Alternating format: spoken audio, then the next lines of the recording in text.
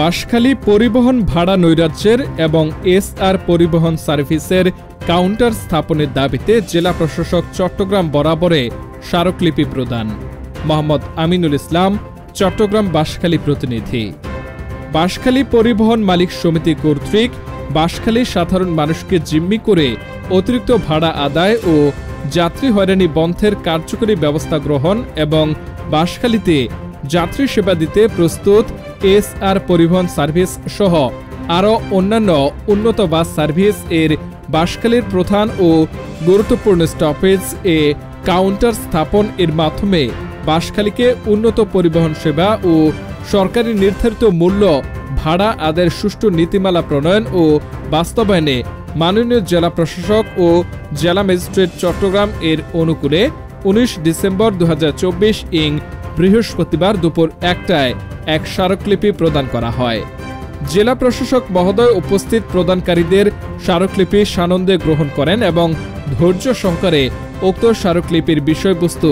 অত্যন্ত গুরুত্ব সহকারে শ্রবণ করেন এবং অনুধাবন করে দ্রুত ব্যবস্থা নেবেন বলে আশ্বস্ত দেন। এছাড়াও বিভাগীয় commissioner Chittagong, police super Chittagong, উপ পুলিশ কমিশনার ট্রাফিক দক্ষিণ, পরিচালক BRTA, সহকারী পরিচালক BRTA, উপজেলা নির্বাহী অফিসার বাঁশখালী, চট্টগ্রাম জেলা PP সহ বিভিন্ন স্মারকলিপি প্রদান, মানববন্ধন, গণস্বাক্ষর, জনমত জরিপ সহ বিভিন্ন কার্যক্রম গ্রহণ ও বাস্তবায়ন করা হয়। এই সকল কাজে প্রধান সমন্বয়ক হিসেবে যিনি একনিষ্ঠভাবে প্রধান ভূমিকা পালন করেন তিনি চট্টগ্রাম দক্ষিণ জেলার সমন্বয়ক ও চট্টগ্রাম দক্ষিণ জেলা ছাত্রদলের সিনিয়র সদস্য সমাজকর্মী মোহাম্মদ নিজামউদ্দিন। এছাড়াও স্মারকলিপি প্রদানে গণস্বাক্ষরতা ও মানববন্ধনের যারা উপস্থিত ছিলেন তাদের মধ্যে অ্যাডভোকেট শওকত আওয়াল, অ্যাডভোকেট শওকত ওসমান, ঐতিহাসিক বিগ ভলিউম বাঁশখালীর সম্পাদক ও প্রকাশক প্রকৌশলী গোলাম সরোয়ার চৌধুরী, আইনজীবী দৌলত আকবর চৌধুরী, আইনজীবী সাজ্জাদ উল্লাহ চৌধুরী,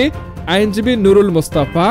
মুহসিন কলেজ ছাত্রদলের যুগ্ম আহ্বায়ক মোহাম্মদ মাহফুজুর রহমান, শিক্ষক মোহাম্মদ জসিমউদ্দিন, চাকরিজীবী মোহাম্মদ আজগর হোসাইন, ব্যবসায়ী চৌধুরী মোহাম্মদ আসিফ,